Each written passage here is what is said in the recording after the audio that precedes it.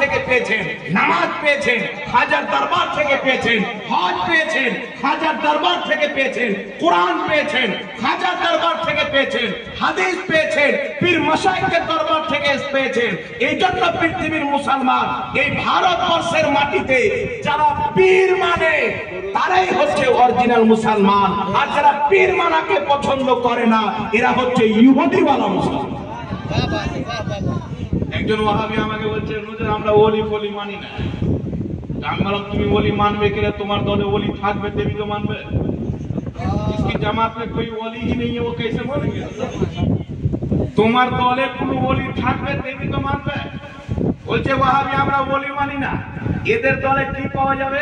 নবীর গুস্তাখ পাওয়া যাবে, নবীর বেয়াদব পাওয়া যাবে, ওলিদের গুস্তাখ পাওয়া যাবে।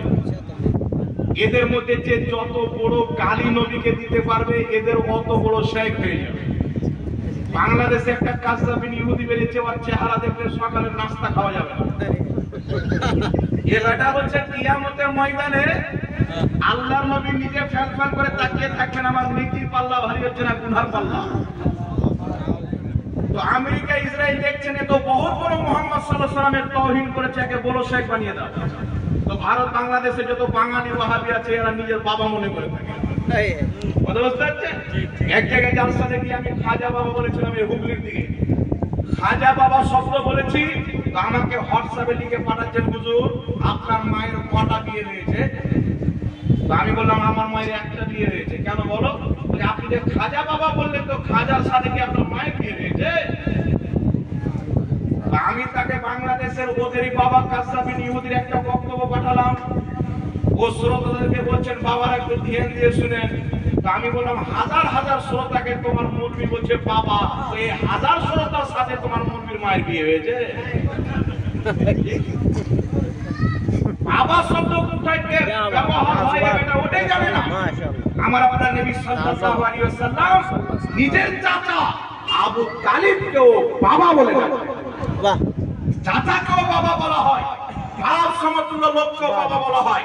পৃথিবীর মুসলমান বলার উদ্দেশ্য হচ্ছে ওয়াহাবি মতবাদের লোক, খারজি মতবাদের লোক ইংরেজদের টাকা নিয়ে আমেরিকা ইহুদির ফান্ডিং নিয়ে গলি গলিতে মসজিদ তৈরি করছে, মাদ্রাসা তৈরি করছে। এদের বক্তব্য হচ্ছে মুসলমানকে যদি ওয়াহাবি করতে হয় গলি থেকে দূর করে দাও, পীর থেকে দূর করে দাও। কিন্তু পৃথিবীর মুসলমান আপনাকে বলতে চায় এই জমিনের মাটিতে খোদার কসম খেয়ে বলি এমন কোন আল্লাহর ওলি নাই যার কোন পীর নাই। সব চাইতে বড় আল্লাহর ওলি, ওলিদের সরদার, ওলিদের যিনি ওলি হযরতে আবু বকর সিদ্দিক, আম্বিয়ায়ে কিরামের পর সব চাইতে যিনার উঁচু মাকাম আবু বকর সিদ্দিকের একজন পীর রয়েছে। ওই আবু বকর সিদ্দিকের পীরের নাম মুহাম্মদ রাসূলুল্লাহ।